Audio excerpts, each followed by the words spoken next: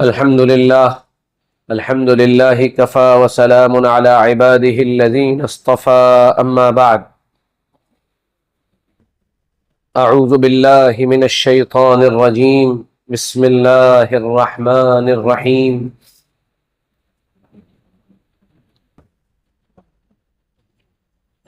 إن الذين قالوا ربنا الله ثم استقاموا تتنزل عليهم الملائكة ألا تخافوا ولا تحزنوا وأبشروا بالجنة التي كنتم توعدون نحن أولياؤكم في الحياة الدنيا وفي الآخرة ولكم فيها ما تشتهي أنفسكم ولكم فيها ما تدعون نزلا من غفور رحيم. صدق اللہ العظیم. وقال رسول اللہ صلی اللہ علیہ وعلا آلہ واصحابہ وسلم انما بعثت لأتمم مکارم الاخلاق او کما قال صلی اللہ علیہ وسلم. اللہم صل علی سیدنا مولانا محمد وعلا آل سیدنا مولانا محمد وبارک وسلم. اللہم صل علی سیدنا مولانا محمد وعلى آل سيدنا مولانا محمد وبارك وسلم. يا رب صل وسلم دائما أبدا على حبيبك خير الخلق كلهم. جزا الله عنا محمدا صلى الله عليه وسلم بما هو أهله.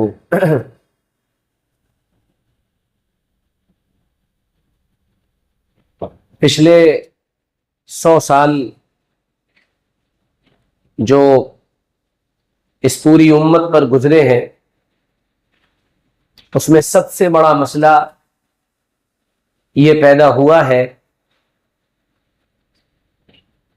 کہ اس دور کا یعنی پچھلے 100 سالوں کا اگر جائزہ لیا جائے تو اس دور کا انسان وہ پڑھا لکھا ہے، تعلیم یافتہ ہے، لیکن انسان ہدایت یافتہ نہیں ہے. یعنی انسان کو تعلیم تو ملی ہے، علم کے خزانے اس کے پاس موجود ہیں، لیکن اس کے پاس ہدایت نہیں ہے. آپ کسی آدمی کو دیکھیں تو وہاں آپ کو یہ محسوس ہوگا کہ وہ سوشل میڈیا پر بیٹھ کر وہ نالج اور علم انیل رہا ہے لوگوں کے سامنے، لیکن وہ اپنی ذاتی اور نجی زندگی کے اندر دیندار نہیں ہے، ہدایت یافتہ نہیں ہے. یہ پچھلے 100 سالوں میں سب سے بڑا مسئلہ پیدا ہوا ہے. اور جب یہ مسئلہ پیدا ہوا تو اس کے نتیجے میں اگر آپ سوچیں اور اللہ تعالیٰ نے آپ کو موقع دیا ہو سوچنے کا تو ایک بہت بڑی چیز یہ پیدا ہوئی کہ تعلیم الگ ہو گئی اور ہدایت الگ ہو گئی. یہ بہت عجیب و غریب چیز پیدا ہوئی. تعلیم کے الگ ہونے سے اور ہدایت کے الگ ہونے سے ایک اگلا مسئلہ پیدا ہوا کہ تعلیم گاہ ہو یا ہدایت کے مراکز ہو، اکثر و بیشتر ساری جگہیں یہ کاروبار کے اڈے بن گئے. اکثر و بیشتر جن کے پاس تعلیم گاہیں ہیں، جن کے پاس انسٹیٹیوشنز ہیں، جن کے پاس ادارے ہیں، ان کو اس سے کوئی مطلب نہیں ہے کہ جو بچہ ہمارے پاس آیا ہے ہم جیسے اس کی تعلیم کی فکر کرتے ہیں، جیسے اس کی پڑھائی کا نظام اور سسٹم بناتے ہیں، ہم اسی طرح اس کی ہدایت کا نظام اور سسٹم بھی تیار کریں. اور بہت آسان الفاظ میں ایک بہت ہی دلچسپ بات ہے، بڑی مزیدار بات ہے. ایک پروگرام تھا آگرہ میں اور سورسدن کے اندر وہ پروگرام تھا اور بڑے دانشور اور انٹلیکچوئل حضرات اس میں موجود تھے.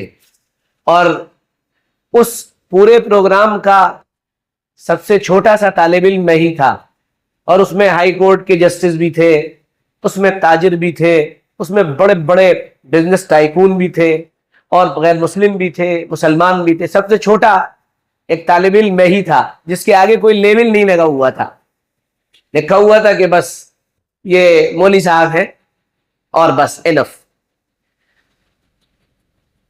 بیچ میں میری بولنے کی باری آئی, درمیان میں طلبہ تھے, اسٹوڈنٹ تھے, تو میں نے ان سے ایک جملہ بولا اور اسی پر پوری بات کی کہ موجودہ دور میں ساری دنیا کا پڑھائی کا نظام, ساری دنیا کا ایجوکیشن سسٹم انسان کے جسم کو بنانے پر محنت کر رہا ہے. یعنی انسان کا جسم بن جائے اس لیے محنت ہے, لیکن انسان کی روح کو بنانے کے لیے محنت کہاں ہو رہی ہے؟ آپ جسم کو بنانے کے لیے یہ محنت کرتے ہیں کہ آپ کہتے ہیں کہ بھائی پڑھائی کا ایسا نظام بنایا جائے جس میں انسان کی صحت کا پورا خیال رکھا جائے, اس کو اچھی طرح پڑھایا جائے, اس کے لیے جو آپ گھنٹے لگائیں وہ اس طرح لگائیں کہ اس کو مینٹل سٹریس نہ ہو, اس کے دماغ پر بوجھ نہ پڑے, اس کے ساتھ یہ پورا نظام بنایا جاتا ہے. اور صبح سے شام تک انسان کے جسم کی فکر کی جاتی ہے. آپ جس بھی ادارے میں چلے جائیں, جس بھی جگہ چلے جائیں, وہاں ایک فکر آپ کو ملے گی کہ بھائی اب تمہارا کون سا سال ہے, کہ وہ میں بی ٹیک 3rd ایئر میں ہوں. اچھا, اب اس کے بعد 4th ایئر, پھر کیا ہوگا؟ پلیسمنٹ. پھر کیا ہوگا؟ کہ بس پھر مت پوچھئے کیا ہوگا, کہ پھر نوکری لگ جائے گی. پھر کیا ہوگا؟ کہ بس پھر شادی ہو جائے گی. پھر کیا ہوگا؟ اس پورے نظام سے, اس پورے سسٹم سے آپ کو کسی بھی جگہ اس بات کا احساس تک نہیں ہوگا کہ یہ جو بندہ اور بندی, یہ جو لڑکا اور لڑکی کسی ادارے کے حوالے ہو رہے ہیں, ان کی روح کی اور روحانیت کی تربیت کی کیا فکر کی جا رہی. یعنی ایک انسان ہے, میں ہوں اور آپ ہیں, ایک میرا جسم ہے, ایک میری باڈی ہے, اور ایک میری روح ہے, ایک میری آتما ہے, ایک میری سول ہے. جسم بہت تھوڑے دن کا ہوتا ہے, 60 65 70 80 سال کا ہوتا ہے, اور موموز اور برگر اور بریانی اور چکنی چپڑی چیزیں کھانے والے اور دیر رات کھانے والے اور صبح دیر تک سونے والے, وہ تو انشاءاللہ جلدی مر جائیں گے. وہ تو 60 65 سال اپنے لیے تیار رکھے, انشاءاللہ تب تک مر جائیں گے. کبھی امید ہے اسی بات کی, ہے نا. بیمار ہے, فل بیمار ہے, شوگر ہے, بلڈ پریشر فلانا ہے, اور میٹھا کھا رہا ہے, اور میٹھا کھاتے ہوئے کیا کہہ رہا ہے؟ سب اللہ کا حکم ہے, کھاؤ. اللہ کا حکم یہ ہے کہ میٹھا کھائے گا تو انشاءاللہ مرے گا, پکی بات, کیونکہ میٹھا تجھے نقصان دے رہا ہے. یہ دنیا کا نظام جو ہے نا, سسٹم, یہ کاز اور ایفیکٹ کے مضبوط قانون پر چلتا ہے, اور اللہ ہی نے اسے بنایا ہے. کسی چیز میں تاثیر اللہ نے پیدا کی ہے. میٹھے کے اندر میٹھا ہونے کی صلاحیت اللہ ہی نے پیدا کی ہے نا. نمک کے اندر نمکین ہونے کی صلاحیت اللہ ہی نے پیدا کی ہے نا. نمک زیادہ کھاؤ گے تو اس کا نقصان یہ بھی اللہ تعالیٰ کے ذریعے ہی بنایا گیا ہے, ڈیزائن کیا گیا ہے. آپ کوئی بھی غلط قدم اٹھائیں گے اس کا نقصان آپ کو بھگتنا پڑے گا. آپ پانی زیادہ پیئیں اور اس کے بعد کہیں کہ مجھے پیشاب بہت لگ رہا ہے, تو پیشاب تو پانی پینے کے بعد انشاءاللہ لگے گا. ایک عام انسان کو بھی لگے گا, اور نبی کو بھی لگے گا, اور ولی کو بھی لگے گا. یہ نہیں ہو سکتا کہ آپ نے پانی پیا اور پیشاب نہ لگے. اگر پیشاب نہیں ہو رہا ہے تو پھر یہ خود ایک بیماری کہ بھائی پیشاب نہیں ہو رہا پانی پینے کے بعد, کہ بھائی اب دوا کھاؤ کہ پیشاب ہو. تو الغرض جو بات میں عرض کر رہا تھا کہ یہ انسان کا جسم بہت تھوڑے دن کے لیے ہے, اور اس کی روح اگرچہ پیدا ایک مرتبہ ہوئی ہے لیکن اس کی روح ہمیشہ کے لیے ہے. اور روح انسان کے اندر ہے, یہ بات بھی طے شدہ ہے, کیونکہ انسان کی موت جو ہوتی ہے اس موت کی وجہ سوائے اس کے کچھ نہیں ہے کہ انسان کے اندر ایک انرجی تھی جس کی وجہ سے اس کا پورا جسم پراپر ورک کر رہا تھا. وہ انرجی اس کے اندر سے نکلی, اور نکلنے کی بنیاد پر وہ پورا کا پورا انسان دھاراشائی ہو گیا, گر گیا. اسی لیے اللہ رب العزت نے جہاں روح کو بیان کیا ہے وہاں اللہ نے ارشاد فرمایا یسألونک عن الروح, یہ آپ سے روح کے بارے میں سوال کرتے ہیں. قل الروح من امر ربی, یہ کہیے کہ روح اللہ کا حکم ہے, وہ اللہ کے حکم سے ڈیزائن کی گئی ایک چیز ہے, وہ نظر نہیں آتی. وہ بہت ہی لطیف, بہت ہی باریک سی ایک چیز ہے جس کا وزن 4 گرام سے زیادہ نہیں, اور وہ انسان کے پورے جسم کو چلا رہی ہے. الغرض تو یہ تمام ادارے جتنے بھی ہیں, نرسری سے لے کر اور ہائر ایجوکیشن تک کے تمام ادارے انسان کے جسم کو بنانے پر محنت کر رہے ہیں. پیسہ کمائے گا جسم بنے گا، پیسہ کمائے گا اچھی جگہ کھائے گا، پیسہ کمائے گا بڑا ہو جائے گا، پیسہ کمائے گا لگژریس زندگی جیے گا، پیسہ کمائے گا گاڑی آئے گی، پیسہ کمائے گا یہ ہوگا، آپ آئیے ہمارے یہاں پلیسمنٹ اتنے کا ہے اور ایسا ہو جائے گا، اور یہ ساری چیزیں دنیا کے اندر چل رہی ہیں۔ میں نے وہاں عرض کیا تھا مجھے یہ بتائیے کہ اس روح کو بنانے کی جو کبھی نہ ختم ہونے والی چیز ہے ہمارے یہاں کیا محنت ہے؟ بھائی جسم کے اندر اگر کچھ چیزوں کی ڈیفیشنسی ہو جائے، وٹامن ڈی ہو جائے، آدمی تھکنے لگتا ہے، اس کو بہت زیادہ جلدی پین فیل ہونے لگتا ہے، اس کے اندر کیلشیم کم ہو جائے، ہڈیاں کٹ کٹ بولنے لگتی ہیں، اس کے اندر خون کم ہو جائے، اس کا رنگ زرد پڑ جاتا ہے، پیلا پڑ جاتا ہے، اس کے اندر جو ہے اگر کچھ کیمیکلز کا ریئیکشن الٹا اور غلط سلط ہونے لگے تو وہ ایک دوسری طرح سے بیمار ہو جاتا ہے۔ بلڈ کا سرکولیشن اگر پراپر نہ ہو تو اگر زیادہ ہو جائے تو بلڈ پریشر ہائی ہو جائے گا، کم ہو جائے تو لو ہو جائے گا۔ یعنی ایک پوری کی پوری ایک چین ہے جس چین کے نتیجے میں انسان کی زندگی ایک بیلنسنگ گزرتی ہے۔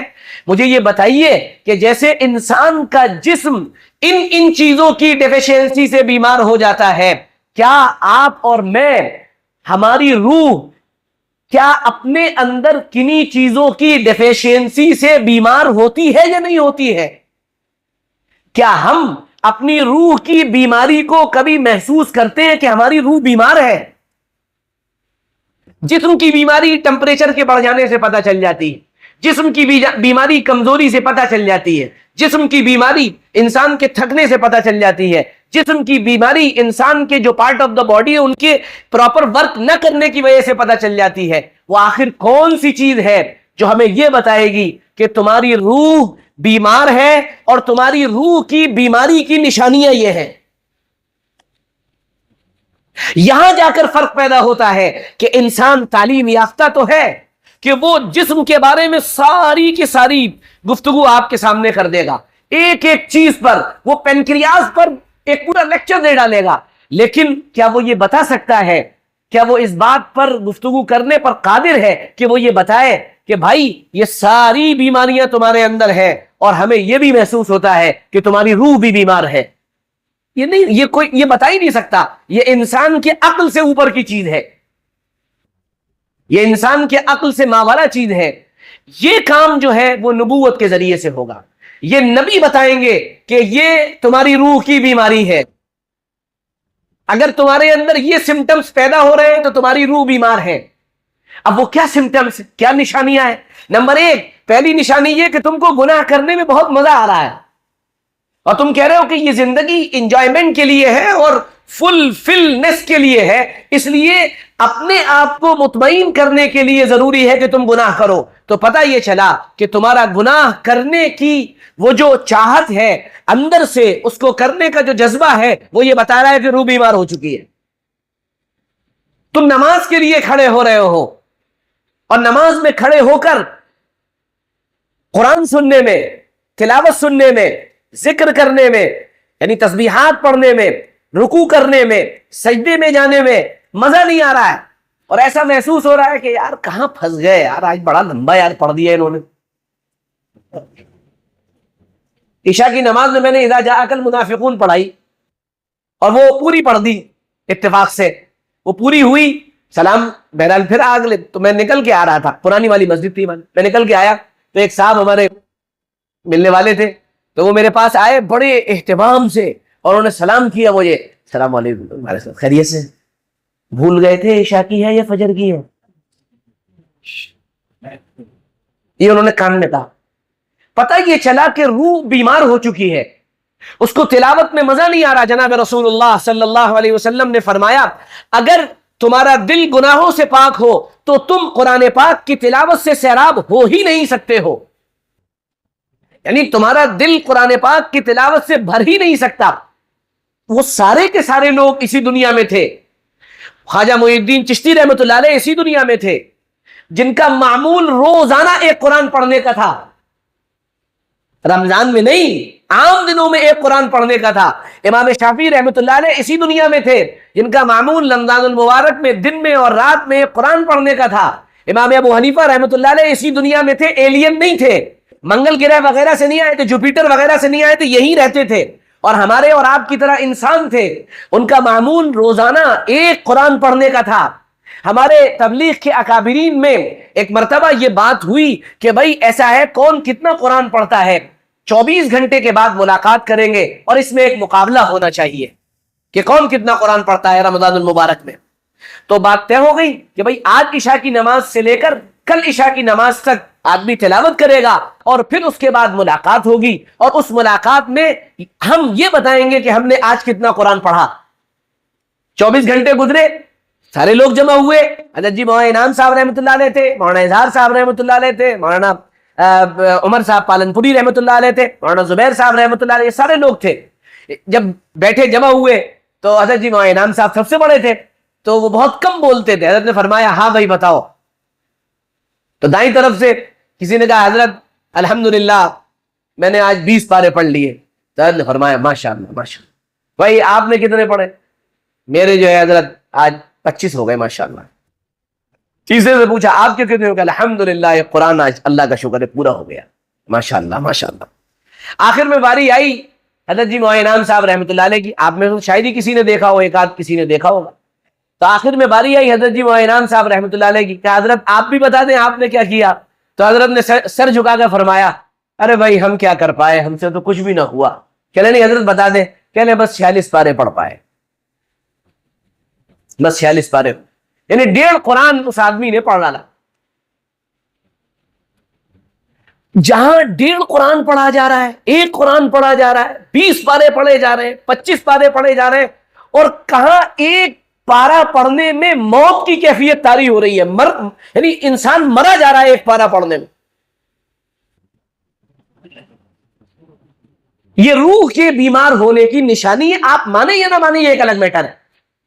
اذان سننے کے بعد مسجد کی طرف قدم کرنا پڑنا یہ نشانی ہے اس بات کی کہ انسان کی روح کمزور ہو چکی ہے۔ سارے کے سارے جتنے بھی آپ یہاں پر میں آپ کو مثالیں دوں گا، جتنی بھی وضاحتیں آپ کے سامنے آئیں گی، ان میں سب میں یہ ملے گا کہ ان ساری بیماریوں میں مجھ سمیت آپ سمیت ہر کوئی مبتلا۔ درود پاک پڑھنے میں کہ بھائی درود پاک کتنا پڑھو، 100 مرتبہ کہ 200 مرتبہ کہ 300 مرتبہ، اس سے آگے گاڑی بڑھتی نہیں ہے۔ اللہ کے ایسے نیک بندے آج بھی موجود ہیں جو 5-5 ہزار مرتبہ اسی 24 گھنٹے کے اندر اپنے سارے کام کے ساتھ درود پاک پڑھ لیتے ہیں۔ ہم نہیں پڑھ پا رہے، روح بیمار ہے۔ پھر آخر یہ روح مضبوط کیسے ہوگی؟ جسم کے ڈاکٹر اگر موجود ہیں اور جسم کے ڈاکٹروں کا پورا نظام ہے اور ہر طرح کے جسم کے ایک ایک پارٹ کا ایک ایک اسپیشلائزیشن ہے کہ یہ ہارٹ کے ڈاکٹر ہیں، وہ ناک کان گلے کے سلسلے میں نہیں بولیں گے، یہ دماغ کے ڈاکٹر ہیں، یہ انسان کی ہڈی کے سلسلے میں نہیں بولیں گے، یہ ہڈی کے ڈاکٹر ہیں، یہ آرتھوپیڈک مان لیے سرجن ہیں، یہ فلاں لائن میں نہیں بولیں گے۔ تو پھر کیا یہ بات جو جسم کے سلسلے میں ہم بول رہے ہیں، ایک انسان کے جسم کے سلسلے میں اتنی ساری تخصیصات ہیں یا اتنے سارے اسپیشلائزیشن ہیں، تو کیا روح کے سلسلے میں کچھ نہیں ہوگا؟ کیا روح کے صحیح کرنے کا کوئی نظام نہیں ہوگا؟ نہیں، روح کے صحیح کرنے کا اور اس کو صحت یاب کرنے کا نظام ہے۔ وہ کیا نظام ہے؟ اس کو جناب رسول اللہ صلی اللہ علیہ وسلم نے بیان فرمایا۔ وہ بنیادی طور پر پورا روح کو صحیح کرنے کا جو نظام ہے اس کو ایک لفظ میں ادا کیا، تزکیہ۔ قد افلح من زکاہا وقد خاب من دساہا۔ کامیاب ہو گیا وہ جس نے اپنا تزکیہ کر لیا۔ قد افلح من تزکا، کامیاب ہو گیا جس کا تزکیہ ہو گیا۔ وذکر اسم ربہ فصلی، اور اس نے اللہ کے نام کو یا اللہ کے نام کو جپا، اللہ کے نام کو لیا۔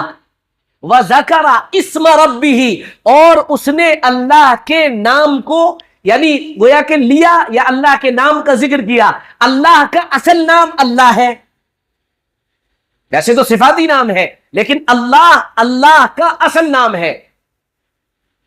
کب ہمیں موقع ملا کہ ہم ذرا بیٹھ جاتے قبلہ رخ ہو کر اور 5 منٹ 10 منٹ 15 منٹ بیٹھ کر ہم ذرا یہ کہتے کہ اے اللہ ہم آپ کو یاد کرنے کے لیے آج بیٹھے ہیں اور ہم ذرا آپ کا نام لے رہے ہیں۔ کبھی کہتے اللہ اللہ، آپ پڑھیے بزرگان دین کی تاریخ، اٹھائیے ان لوگوں کے تذکرے، پڑھیے ان کے چرچے اور پڑھیے ان کے واقعات، نارمل بزرگان دین جو ہم سے یعنی پچھلی صدی کے اندر یا کہیے پچھلے 50 سال میں گزرے، ان کے معمولات میں آپ دیکھیں گے کہ حضرت کا معمول روزانہ ذکر اسم ذات کا تھا، اور وہ 8,000 مرتبہ پڑھتے تھے، 5,000 مرتبہ اللہ اللہ کرتے تھے، 3,000 مرتبہ کرتے تھے، 2,000 مرتبہ کرتے تھے۔ یہاں تو 100 مرتبہ میں موت آ جاتی ہے،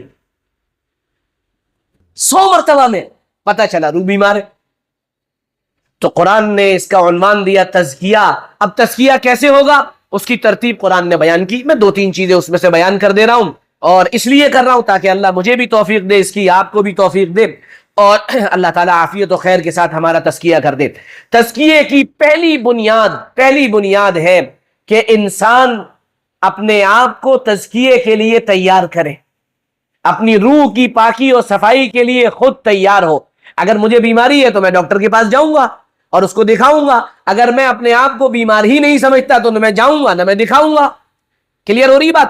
تو اب اپنے آپ کو تیار کرنا، تیار کرنے کو کہا جاتا ہے انابت، یعنی ذرا اللہ کی طرف تھوڑا سا رخ اپنا لے جائے۔ وَيَهْدِي إِلَيْهِ مَن يُنِيبُ، ہدایت انہی کو ملے گی جو ہماری طرف آئیں گے۔ میں نے پرسوں کہا تھا نا، ہدایت کوئی اتنی سستی چیز نہیں ہے کہ جو بازار میں آپ کو 2 روپے میں مل جائے اور 4 روپے کلو مل جائے۔ ہدایت بڑی مہنگی چیز ہے، کیونکہ ہدایت پر جنت ہے، ہدایت سستی چیز تھوڑی ہے۔ تو سب سے پہلی چیز رجوع، اے اللہ جو اب تک ہوا بس میں آج معافی مانگتا ہوں، اے اللہ معاف کر دیجئے، اور اپنے کرم سے بس اب ساری چیزیں ختم، اور میں اب آپ کی طرف آ گیا، میں اب آپ کی طرف چل پڑا۔ اور چل پڑا اس کے لیے اگلی چیز وَتَبَتَّلْ إِلَيْهِ تَبْتِيلًا، تھوڑا سا ہٹیے کٹیے لوگوں سے، ہر وقت کے موبائل کے رابطے ذرا ختم کیجئے، ہر وقت لوگوں سے چمٹے رہنے کا، لوگوں کے پاس رہنے کا مزاج ختم کیجئے، اور تھوڑا وقت نکال کر اکیلے میں، تنہائی میں، بالکل جہاں آپ اور اللہ ہو اور کوئی نہ ہو، وہاں پر ذرا کھڑے ہو جائیے۔ اور کھڑے ہو کر کیا کام کرنا ہے؟ پہلا کام نمازوں کا اہتمام، نمازوں کا اہتمام۔ یہ انسان کے دل کو پاک صاف کرنے کا سب سے بڑا ذریعہ ہے۔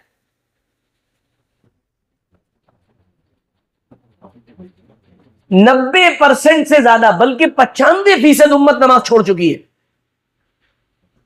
آپ غور کریں گے کہ 95% امت نماز چھوڑ چکی ہے۔ تراویح میں ہمارے یہاں تک صف ہوتی ہے، فجر میں یہاں تک صف ہوتی ہے، یعنی نارمل دنوں میں بتا رہا ہوں، الحمدللہ ہمارے یہاں فجر میں 5 صفیں بنتی ہیں، تو وہ یہاں تک صف آتی ہے، تراویح میں یہاں تک آ رہی ہے۔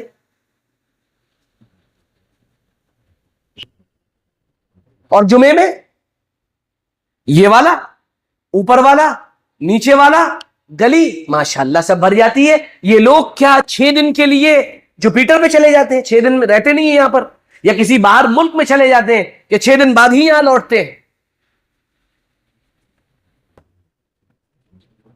انسان روتا ہے، پریشان ہوتا ہے، میری پریشانی، میری مصیبت، لیکن وہ اللہ کی طرف نہیں لوٹتا ہے۔ تو سب سے پہلا کام نماز۔ نمبر 2، دوسرا کام تھوڑا سا بیٹھ کر اللہ سے اپنے گناہوں کی معافی مانگنا۔ یہ سب سے بڑا تزکیہ ہے کہ اللہ مجھ سے گناہ ہو گئے، مجھے معاف کر دیجئے۔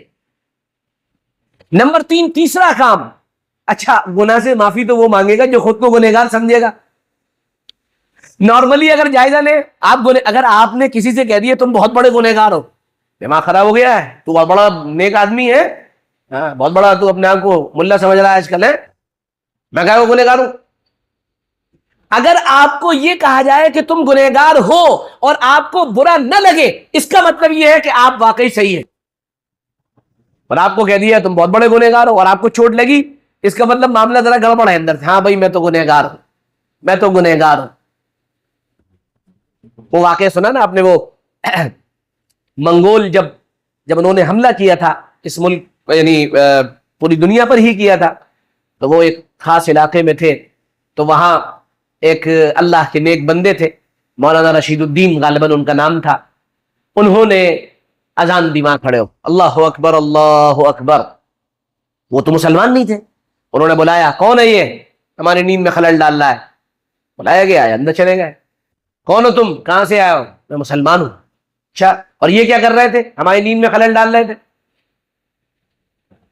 کہا کہ صاحب میں اذان دے رہا تھا۔ کہ اچھا ایک بات بتاؤ، تم اچھے ہو یا میرا کتا اچھا ہے؟ اب آپ سوچئے کتنا بڑا پرسنل اٹیک ہے ایک آدمی پر. اگر میں آپ سے کہہ دوں تم اچھے ہو، یہ کتا اچھا ہے، بھائی صاحب آپ کہیں گے کہ یہ مولانا گیری رکھو اپنے پاس اور آ جاؤ ذرا میدان میں دیکھتا ہوں. دماغ خراب ہو گیا ہے؟ ہم مولانا سمجھ کے عزت کر رہے ہیں، ہمیں کتے سے ملا دے رہے ہو. بالکل ہی آپ مطلب جو ہے حد ہو گئی بھائی. آپ یہی تو کہیں گے. وہ کیا کہہ رہے ہیں جواب میں؟ کیا کہہ رہے ہیں؟ کہنے لگے بادشاہ اگر میرا خاتمہ ایمان پر ہو جائے تو میں اس کتے سے افضل ہوں، اور اگر میرا خاتمہ ایمان پر نہ ہوا تو میں اس کتے سے بھی بیکار. اس نے کہا بھائی یہ ایمان کیا ہوتا ہے؟ انہوں نے دعوت دینا شروع کی، اور وہ جو دعوت انہوں نے دی، سیدھے بیٹھو. انہوں نے جو دعوت دی، اس دعوت کے بعد اس کو بات سمجھ میں آ گئی. وہ کہنے لگا کہ میں اس وقت تو تمہاری بات قبول نہیں کر سکتا، کیونکہ میں بڑے عہدے پر نہیں ہوں ابھی، میں تو شہزادہ ہوں ابھی اور اس وقت سے پیسہ سالار ہوں. ہاں لیکن میں ایک وعدہ کرتا ہوں تم سے، جب میں کبھی بڑا بن جاؤں گا تو پھر تم میرے پاس آنا اور مجھے یہ دعوت پیش کرنا، میں پھر تمہاری بات مان لوں گا. میں کہا بہت اچھی بات ہے. یہ وہاں سے چلا ہے، نکل گئے وہاں سے. یہ وہاں سے نکل آئے، اس کے بعد ان کا انتقال ہو گیا. انتقال سے پہلے انہوں نے اپنے بیٹے سے کہا، پورا واقعہ بتایا اور کہا تم ایسے ایسے جانا. بیٹا بھی پہنچ گیا اور بیٹے نے بھی پہنچ کے وہاں پر صدا لگائی، اللہ اکبر اللہ اکبر. وہ صدائیں لگنا ہی بند ہو گئی ہیں، اور دنیا چاہتی ہی یہ ہے یہ صدا مت لگاؤ، اللہ اکبر اللہ اکبر، اللہ سب سے بڑا ہے، اللہ سب سے بڑا ہے. یہ صدائیں مت لگا، یہ مت کہا کرو کہ اللہ سب سے بڑا ہے. اکبر الہ آبادی نے کہا تھا نا، غریبوں رقیبوں نے رپٹ لکھائی جا جا کے تھانے میں. رقیب کہتے ہیں دشمن کو، یعنی ساتھی جو آپ کے ہوتے ہیں، جو آپ سے حسد کرتے ہیں، جیلس کرتے ہیں. رقیبوں نے رپٹ لکھائی جا جا کے تھانے میں، اکبر خدا کا نام لیتا ہے اس زمانے میں. یعنی خدا کا نام لینا جب جرم ہوا جا رہا ہو، اللہ اکبر کی صدائیں لگانا جب انسان کو مجرم بنا دے رہا ہو، ایسے وقت ہی کے لیے اقبال نے کہا تھا مجھے ہے حکم ازاں لا الہ الا اللہ. یہ نغمہ فصل لالو گل و لالا کا نہیں پابند، بہار ہو کے خزاں لا الہ الا اللہ.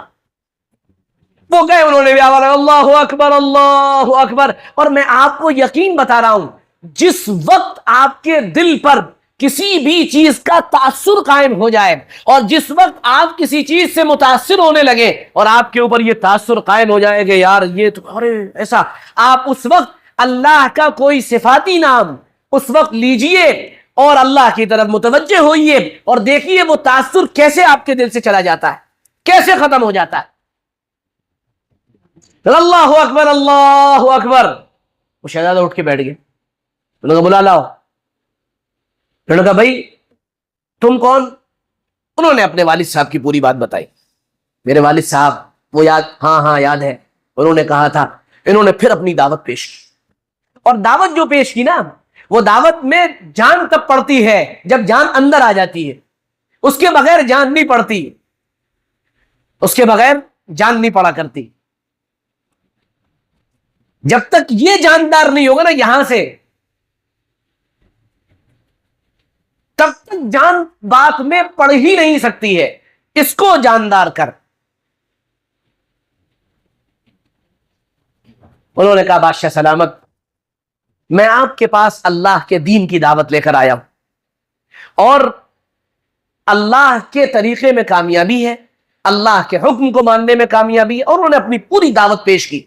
نتیجہ یہ ہوا کہ اس نے اسلام قبول کیا، اور اسلام قبول کرنے کے بعد وہ پورا کا پورا لشکر، منگولوں کا وہ پورا کا پورا لشکر گویا کہ صاحب ایمان ہوا. مولانا علی میاں ندوی رحمۃ اللہ نے لکھا ہے کہ اگلی صبح وہ سارے منگول سر پہ امامے پہنتے تھے، لباس بھی ان کا ویسے ہی تھا. اگلی صبح وہ اپنے ہاتھوں میں تسبیح لے کر مسجدوں کی جانب رواں دواں تھے. پھر مولانا علی میاں صاحب نے لکھا ہے کہ آپ کیا سمجھتے ہیں کہ یہ کوئی ایک دن کی محنت تھی کہ انہوں نے دعوت دی اور ان کی بات چل پڑی؟ یہ کوئی ایک وقت کی محنت تھی، نہیں. کہ اس کے پیچھے نہ جانے کتنے آنسو تھے، اور اس کے پیچھے نہ جانے کتنی آہیں تھیں، اور اس کے پیچھے نہ جانے کتنے لمبے سجدے تھے، اور اس کے پیچھے نہ جانے کتنی سسکیاں تھیں. ہائے اللہ، میں ان تک کیسے آپ کے دین کی دعوت پہنچا دوں؟ میں کیسے ان کو مطمئن کر دوں کہ یہ سمجھ جائیں ان کو بات سمجھ میں آ جائے, ان کے دل میں بات اتر جائے. یہ بات ہمیشہ یاد رکھیے گا, آپ کی بات کے اندر اثر تبھی پیدا ہوگا جب آپ کا تعلق اللہ سے صحیح ہوگا اور کثرت سے ذکر آپ کی زبان پر جاری ہوگا اور روح بن چکی ہوگی. اب مدعا یہی ہے کہ روح تو بنانے کے لیے ہمارے پاس کوئی نہ کالج ہے, نہ اسکول ہے, نہ ہمارے پاس جو ہے اور کوئی دوسری جگہ, چھوٹی چھوٹی محنتیں ہیں, بیماریاں پڑی ہیں. روح سخت کرونیکل ڈیزیز کا شکار ہو چکی ہے اور ہمارے پاس ایسا کوئی ہاسپٹل نہیں جہاں لے جا کے روح کو ایڈمٹ کرا دیا جائے کہ بھئی یہ روح آ چکی ہے, اب اس پر محنت شروع کی جائے. مسئلہ یہ ہے, اس کو چھوٹی چھوٹی ڈوزز دی جاتی ہیں, اس کی بیماری تو بہت بڑی ہے. ہائی جو آپ کے اینٹی بائیوٹک کے انجیکشن ہے وہ لگنے ہیں, وہاں اس کو ٹیبلٹ پہ چلایا جا رہا ہے, وہ ہوگی صحیح کیسے؟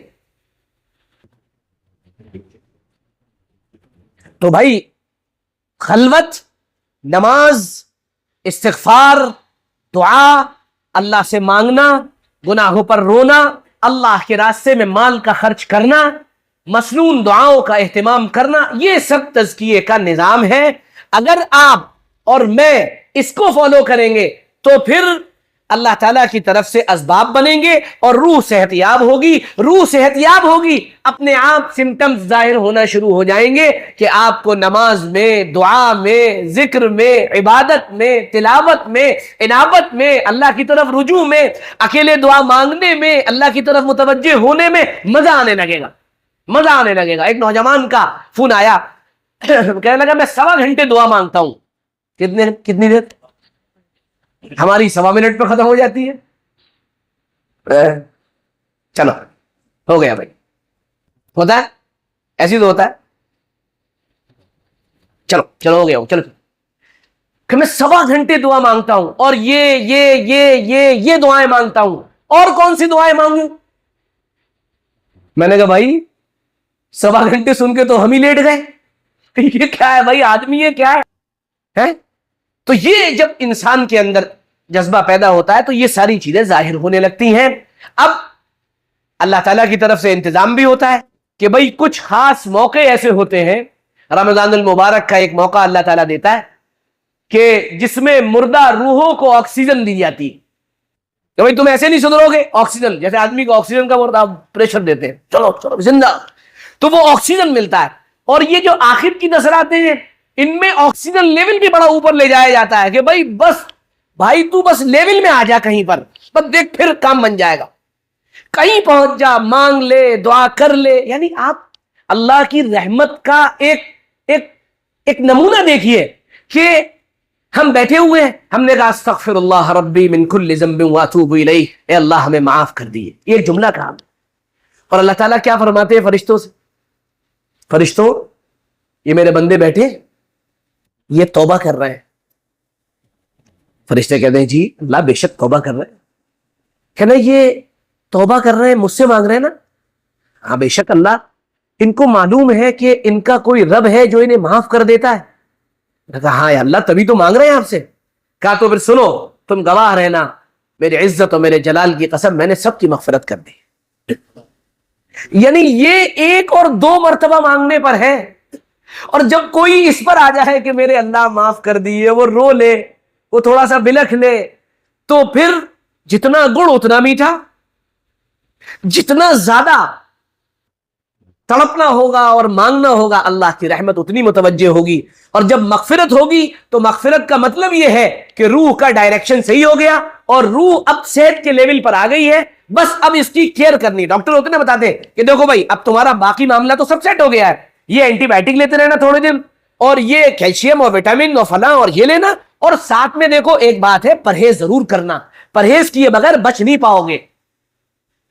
بالکل یہی معاملہ ہے کہ بھائی مغفرت ہو گئی, مجلس میں آئے, دینی ماحول میں آئے, دعا میں آئے, ذکر میں آئے, مغفرت ہو گئی, ہاں ہو گئی. اب کچھ باتوں کا خیال رکھنا ہے. دیکھو وٹامن, کیلشیم, یہ ساری چیزیں لیتے رہنا. یہ کیا ہے؟ دعا, ذکر, تلاوت, عبادت, یہ کرتے رہنا. یہ ساری تقویت کی چیزیں. اور ہاں ایک بات اور یاد رکھنا, کچھ چیزوں سے پرہیز ضرور کرنا. بادی مت کھانا, آلو وغیرہ سے پرہیز کرنا, سخت چیزیں مت کھانا, فلانی چیزوں سے پرہیز کرنا. یہ بالکل ایسا ہے. دیکھو گناہ مت کرنا, دیکھو بد نظری مت کرنا, دیکھو دیکھو اپنی زبان کا غلط استعمال مت کرنا، دیکھو فلانی چیز مت کرنا. سمجھ میں آ رہی بات کہ ڈاکٹر صاحب اگر کبھی برگر سامنے آ جائے تو کھا لوں، کہ کھا لو لیکن پھر آ جاؤ گے ہمارے پاس، پھر معاملہ بگڑ جائے گا. اچھا صحیح بتاؤ ڈاکٹر صاحب، کہ ہاں بالکل صحیح بتا رہے ہیں، کہ اگر جیسے کبھی موقع مل جائے اور برگر کے ساتھ کولڈ ڈرنک بھی چل جائے تو یہ بالکل ایسے ہی ہے جیسے آدمی یہ کہنے لگے کہ میں جیسے ویسے تو ہم بچتے ہیں گناہ سے، لیکن اب اگر جو ہے مان لیے کالج میں ہم جا رہے ہیں اور کسی لڑکی سے بات چیت ہو گئی اور دل میں کوئی غلط خیال آ گیا تو کیا ہوگا بھائی؟ دیکھو اگر غلط خیال آیا تو بھائی تھوڑا سا تو معاملہ بگڑے گا، کہ بھائی اس کا حل کیا ہے؟ شادی کر لو. ابھی تو میں پڑھ رہا ہوں، یہ ایک الگ ٹاپک، یہ پرہیز ہے.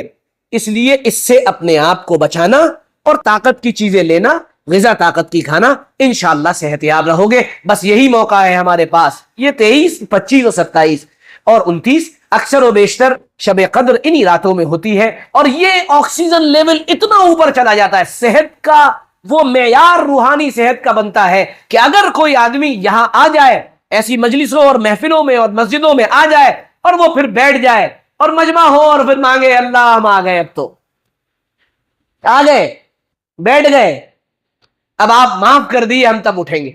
اگر ایسا ہو جائے تو پھر اللہ تعالیٰ روح کو بھی بنا دیں گے. اللہ رب العزت اپنے کرم سے ہمیں عمل کی توفیق عطا فرمائے. تو یہ بات وہاں سے جہاں شروع ہوئی تھی اس کو میں پورا کروں. جب میں نے ان لوگوں کے سامنے یہ بات کی، وہاں مسلمان بھی تھے، غیر مسلم بھی تھے، اور سارے لوگ تھے جو پڑھے لکھے، سارا طبقہ جو موجود تھا. میں آپ کو یقین بتاؤں وہ بات اللہ نے وہاں کہلوائی تھی کہ روح کی تعلیم اور جسم کی تعلیم، کہ جسم کی تعلیم کا انتظام کیا گیا، روح کی تعلیم کا نہیں. میرے بعد جتنے لوگ آئے، جتنے اسکالر آئے، ایون یہ کہ وہ چیف جسٹس آئے ہائی کورٹ کے، سب نے ایک جملہ بالکل میرا دہرایا کہ مولانا صاحب نے جو بات کہی ہے یہ بات بالکل صحیح ہے کہ جسم کی تعلیم کا انتظام ہے، روح کی تعلیم کا انتظام نہیں. روح کی تعلیم.